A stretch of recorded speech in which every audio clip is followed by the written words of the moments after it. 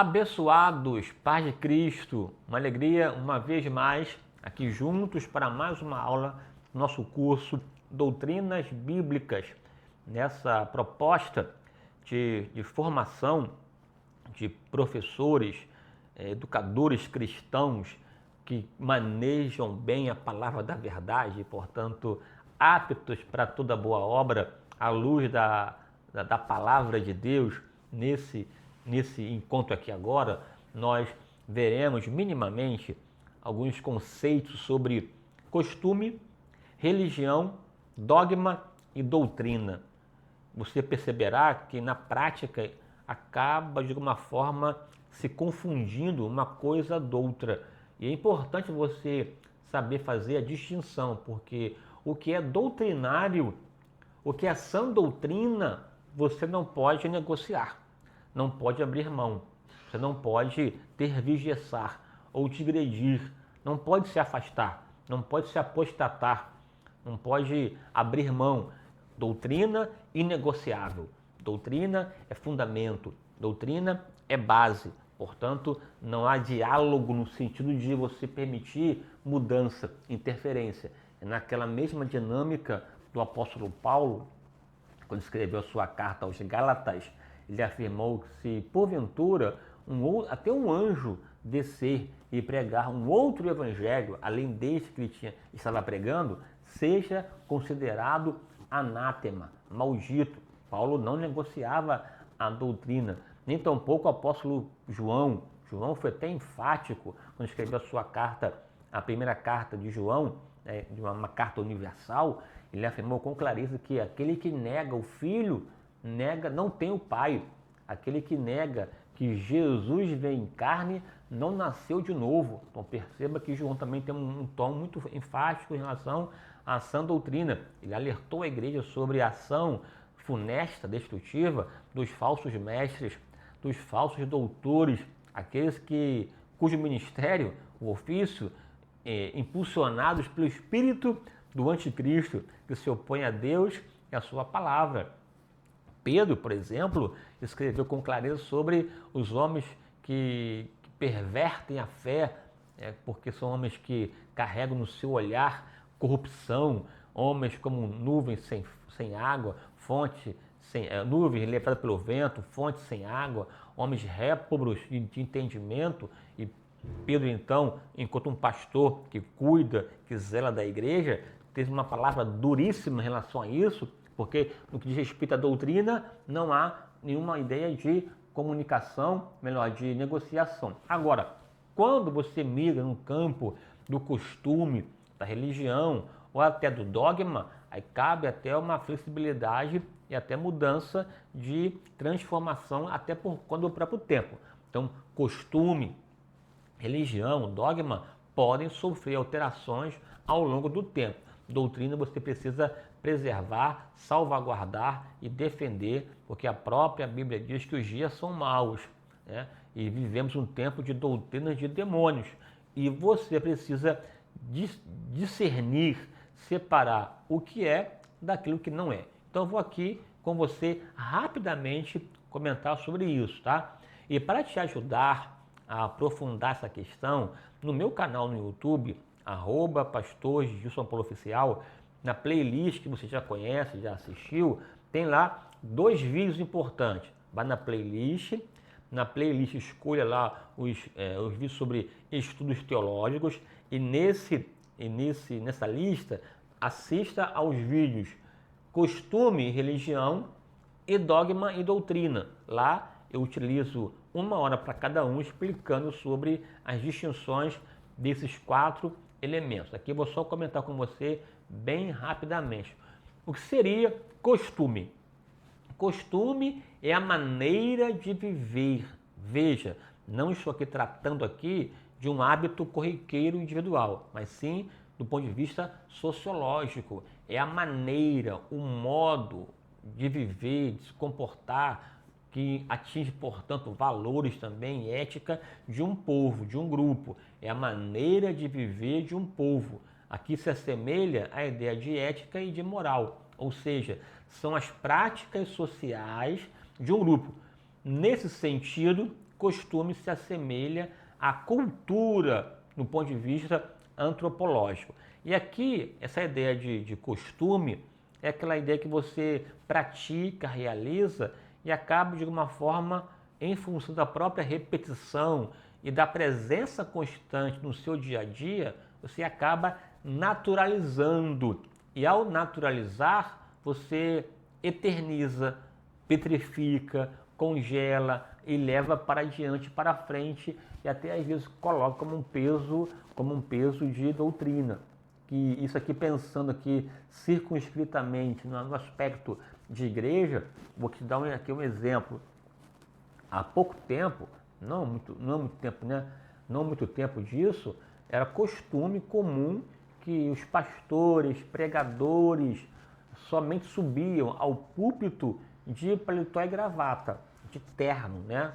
E hoje já não se aplica mais.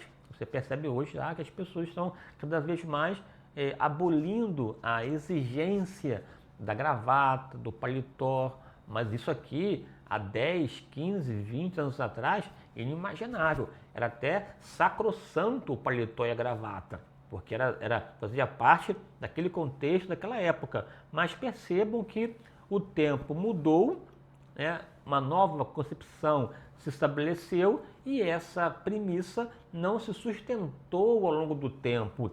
Também houve um tempo em que a igreja, sobretudo a igreja pentecostal, em especial a Assembleia de Deus, era uma exigência, ou melhor, era uma proibição às mulheres de cortar o cabelo, porque era uma prática cultural. E muitas pessoas colocavam essa prática cultural como se fosse uma doutrina. E doutrina não pode negociar. Então se estendia e até era uma forma de nivelar ou aquilatar a espiritualidade de uma pessoa. Você percebe hoje que essa prática cultural não subsiste, não permanece, porque atendeu somente um tempo e uma época. Veja, já estou aqui te levando a entender que quando uma questão está no campo do costume, não permanece, é alterada, é mudada, e a mudança não deve gerar nenhum tipo de choque. Pode-se pintar numa igreja a parede de preto? Não pode? Pode, não pode? Não há problema algum pintar de preto, porque isso aí não é doutrina, é uma questão de um tempo cultural. Tem os seus desdobramentos, mas não é uma questão que você deve impingir uma batalha ou fazer um cavalo de batalha tão intenso naquilo que não é doutrina, é somente um costume. E nessa mesma dinâmica, você também pode perceber que ao tratar de religião, da mesma forma, muitas práticas religiosas são meramente religiosas. Tá? E aqui não estou usando a ideia de religião como uma prática negativa. No vídeo do meu canal, eu até avanço, porque é 1 hora, né, tratando o assunto. Aqui é só um comentário bem genérico. Religião tem a ver com aquelas práticas externas em que a pessoa realiza visando atingir ou tocar o divino, ou se aproximar de Deus. Toda prática externa cuja função é tocar o divino faz parte da religião. Religião, portanto, é um mecanismo, é uma prática que a pessoa realiza com o objetivo de se comunicar com Deus. E nessa prática, às vezes também, colocamos muitos elementos que não são essenciais à fé cristã. É uma prática religiosa, mas não necessariamente é uma questão que você deve defender de maneira intensa, deve ter uma postura de relativizar, viu? Assim, como por exemplo, né? Essa questão externa da religião, você pode ter um tom que, ao fim e ao cabo, não se fundamenta à luz da palavra de Deus. Tem gente que come uma coisa, não come, veste, não veste, tem uma dinâmica prática assim que no seu coração é uma forma de se chegar a Deus, e aí você acaba focando na parte externa e ao final de tudo aquilo não tem relevância, é somente uma questão que se mistura com a cultura, se mistura com a ideia do próprio dogma e ao final de tudo a pessoa fica escrava a um elemento que não se submete. Por exemplo, tem certos segmentos, até evangélicos, que, sobretudo as mulheres, que utilizam, né, umas roupas próprias, específicas, e até também homens também, né, se apropriam de uma determinada vestimenta e colocam isso como elemento necessário à sua adoração. E eu quero aqui te chamar a atenção que quando você desenvolve uma religião sadia, essa religião sadia deve exprimir e expressar a sua adoração a Deus. E essa adoração a Deus, esse se inclinar para beijar a sua mão, que é a ideia de adoração, que envolve submissão, envolve devoção, envolve reconhecimento da sua grandeza e da nossa pequenez. Essa religião ela deve ser manifesta de modo sem aparato estrutural externo, mas uma expressão interna do coração, da sua alma, da sua força, né?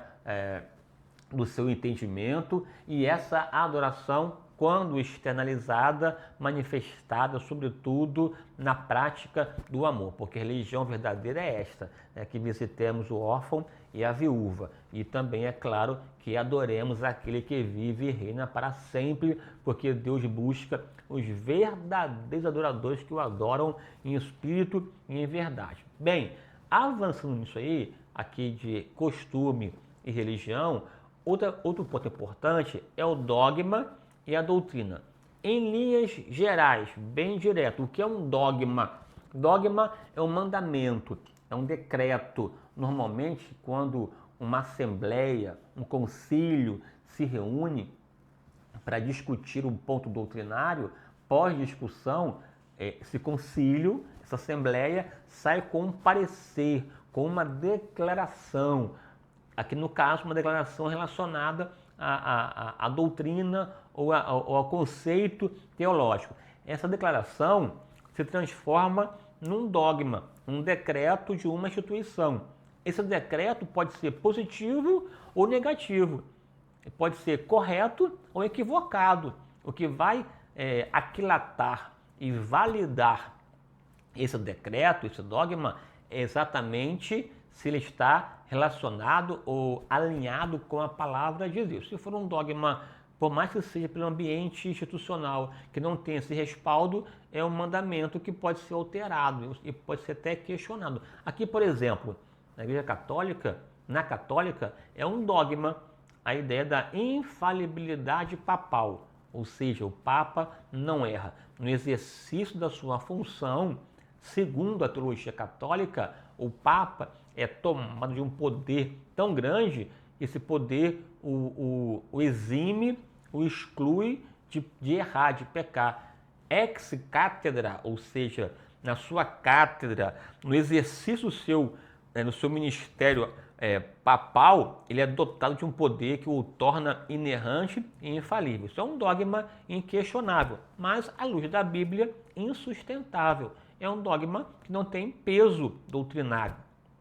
Outro dogma, a Santíssima Trindade, que é o dogma católico também, que nós comungamos e concordamos.